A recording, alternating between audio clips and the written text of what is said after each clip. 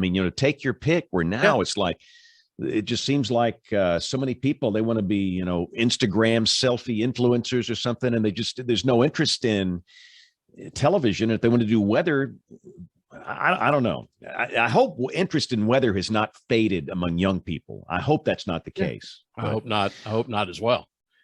All right. So I got to go on a quick tirade. And I do this like every year. But look, it's just us talking. It's just us girls here. Okay. Jen, do you mind if I go off the rails and go unhinged? No, please do. And I want to explain myself, because people just don't understand. You need to walk a mile in somebody else's shoes to understand the struggles that they have. And so let me go to a little quick social media post here from the Capital Weather Gang. All right. So this was posted, let's see, Sunday. And I know a lot of people listen to this and they can't see it, so I'll just read it. It's a very simple little Facebook post. It says, disregard any Facebook post with forecast of snow for more than 5 to 7 days into the future. They're not reliable. That is all. And that's it. And I know what Jason and those guys are dealing with, because I deal with it. People at the Weather Service deal with it. All operational people deal with it. And I'll give you a good example. Right now, we're doing this on the 11th of January. This is what's floating around the face bag right now. This is it right here. Okay. So these model snow maps, you've seen. Way to go, Haleyville. Yeah. So, and again, for those people that can't see it, this is basically showing a foot of snow or more for, parts of Alabama and Georgia and the Carolinas, and goodness, this is what people post, and it comes from sites that are on social media. And often these are sites that are run by kids. These are often middle school and high school kids that love weather. And the last thing I want to do is dampen anybody's enthusiasm. And let me just say up front, I will confess here, if I were a middle school kid or a high school kid with this stuff today, I would probably be doing the same thing, because you don't understand the social impacts of sharing something like that. You don't even think about it. You're thinking, hey, man, whoa, dude, look at this snow map. And of course, the kids that are posting this have no knowledge no meteorology, of NWP. No, NWP. They don't even know what that means. Right. They don't understand. Goodness, Neil should do an NWP 101 for middle school and high school kids, start them on the journey of learning about this stuff. But whatever. So they throw this stuff out there. This is Uncle Joe's weather page. This is the weather page of the South. This is the snowman page, or what? Yeah. And it will get hundreds and thousands of shares, and it spreads like wildfire. And it becomes addictive for the people that run these pages, these kids, because it is a dopamine hit. There's a physical addiction that comes with that, and they're going to do it over and over. They learn the trick. Nobody's going to, share a forecast where, you might get an inch or two, probably nothing, no big deal. No. Let's make this a foot. Well, let's talk about it, James. For like what you showed just now, that is one solution from one model. I mean, it's not a final product from the WPC or anything like that. And you'd see people going for the sensational side of it. And they just post it. And I can see exactly what you're saying. I flash back to when I was at A&M too many years ago. And one of the people that was probably most dear to me was a lecturer we had, Charlie Brenton at Texas A&M.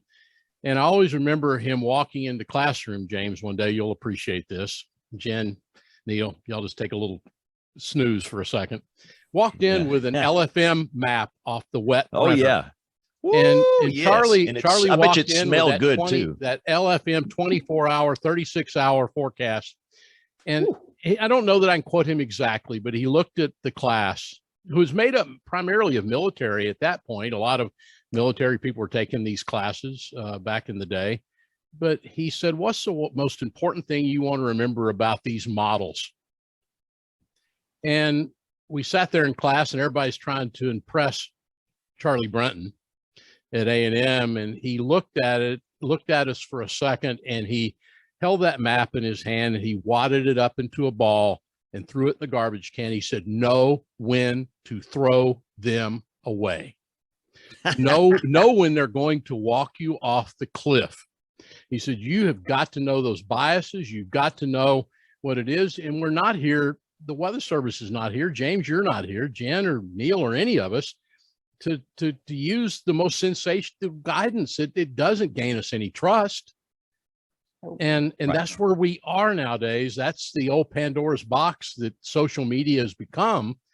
And unfortunately, people don't understand that. Lay people don't. People at home don't understand that. That's a map that showed a foot of snow in Northeast Alabama, James. It showed a foot of snow.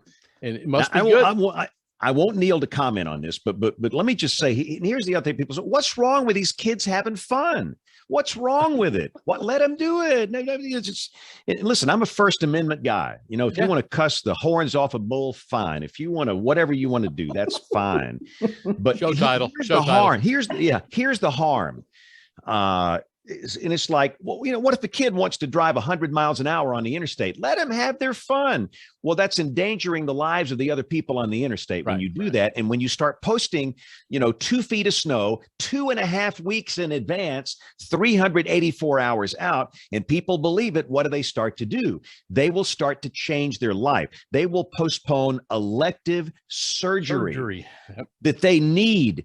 A serious surgery they need for their life because they saw some dimwit on Facebook posting a 3-foot blizzard snow event 3 weeks in advance. They don't know where it came from. They just saw it and they think it's true. People will postpone vacations with their kids and their family, a once in a chance lifetime to get away, and they'll postpone it because they saw on the Facebook a blizzard's coming. And this happens in summer with hurricanes. Same thing, yeah. Troy. You've dealt with this stuff. Neil's never had to deal with this. I mean, sorry, man, Neil. Gosh. And so it's like, again, I'm for kids having this opportunity. I am, but they have to learn some responsibility along the way. Mm-hmm. And not all amateur pages are like this, but a lot of them are just out of control. And they have an organized campaign against what they call big weather. Everybody on this show, guess who we are? We are big weather. And we are fake news, and we are here to cover up the truth. And, that we're trying to put them out of business. And what they will do, they will go on the attack. I have been brutally attacked by some of these people. The people that follow these Facebook pages, they do it with a religious kind of zeal. And if you come up against anything they say, if they're forecasting a Category 5 hurricane 3 weeks in advance and you say no, they will come against you, that they will attack you. They've attacked me, my wife, they've attacked my church. It's unbelievable. It's like, and I'm not going to use the word cult, but by golly, it's some strange stuff going on here. So Neil, and somebody says, well, we just ought to make the model output private. No.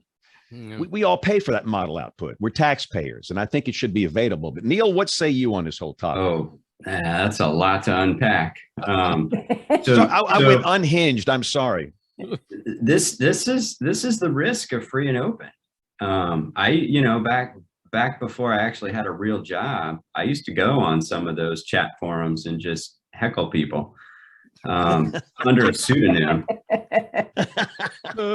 But I'll never forget watching the excitement when the beta version of the FV3 was being run, and it wasn't operational. There was still the operational GFS, but there was a snow total bug in the FV3, and I don't know. This was probably a year before it went live, and it would total anything in the liquid column in the vertical if there was a sub-zero number there. Doesn't matter what the lower level temps were. So you were getting like 2 feet of snow in Pensacola.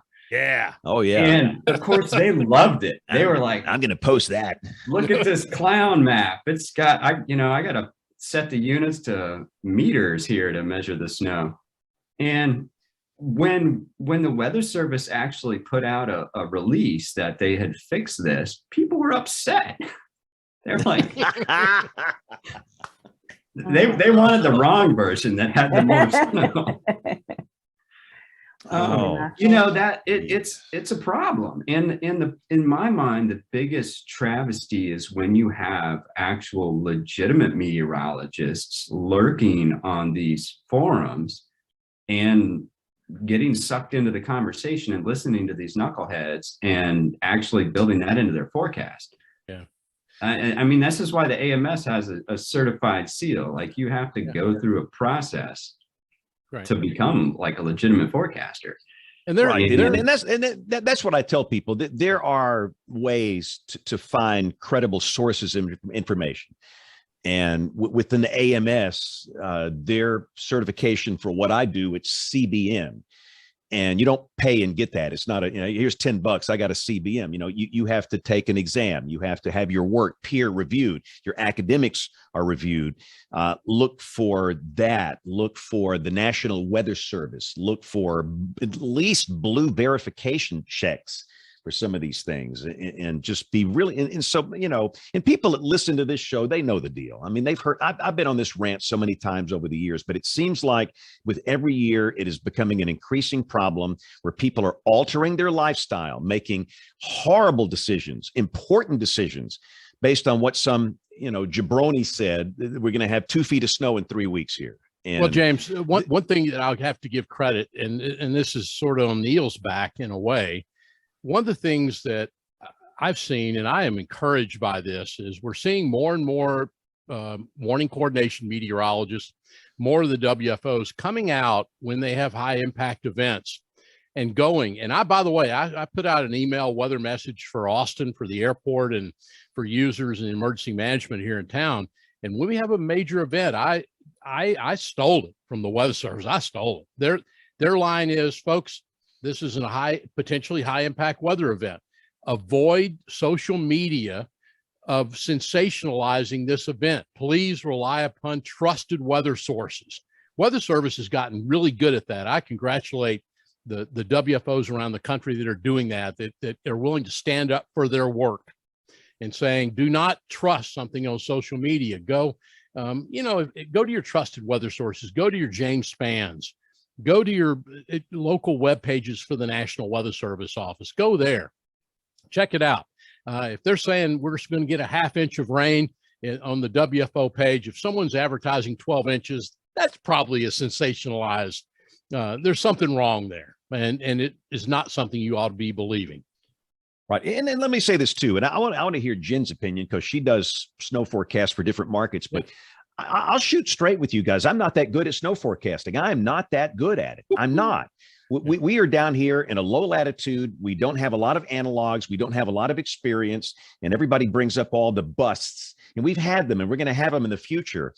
So I want to make that perfectly clear. I'm not saying I'm some kind of, snow forecasting machine here. I'm not. What I understand is how bad we all are at this latitude, at this. And it's really, James, it comes down to P-type. It comes down to precipitation type. At 30 degrees north latitude, you're exactly right. It is a tough, but listen, this is not so tough in Bismarck. If we can't forecast the weather, the winter storm event 1 day in advance, how in the heck are we going to forecast it 2 weeks in advance? With these guys. I mean, come on, man. And yet people, and here's the other thing that's so weird, and I wish Kim was on the show to talk about the social part of this whole thing, because obviously this stuff never works. We had a blizzard coming in 3 weeks. Well, it doesn't show up. Why do people keep following these sites? It doesn't seem to matter. The more outrageous the forecast, the more followers they get. The more followers they get, they just keep on coming. It doesn't matter if there's any truth to the whole thing. It doesn't matter if they're wrong 90% of the time. That's so bizarre. So Jen, does anything ever bother you? I've never seen you rattled by anything in my entire life. I mean, no, it does. Forecasting snow in the South is highly difficult. And it's not just the snow, it's where's the rain snow line? When is it going to be freezing rain, sleet? It's very difficult. One of the hardest places to forecast winter weather is Kansas City. Kansas City has been a pain in my butt for 20 years.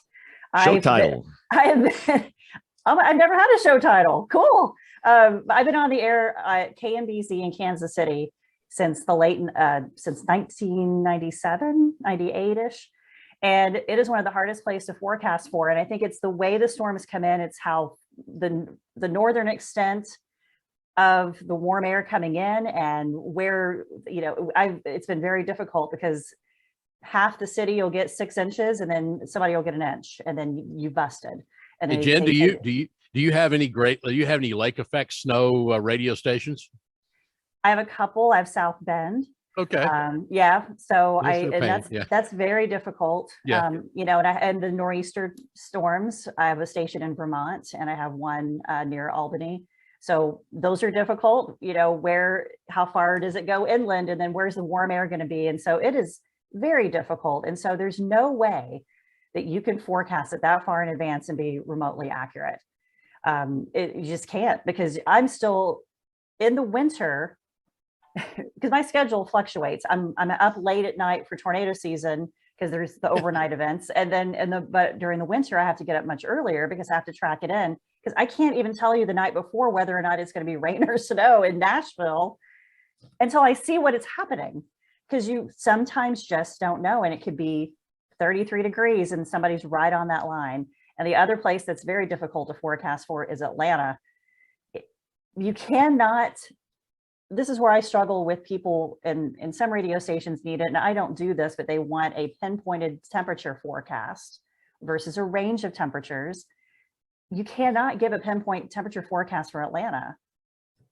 It's not a one number place. Never It's not a has one been. number place. No. And so, and I lived there, and I still didn't know how it was going to be. And, it snows one place and 10 miles away, it's completely rain. And people just think that you just don't know what you're talking about. I do want to say one thing about the kids and bring a positive spin, because of my kids on Tornado Talk, and this is all tornado related.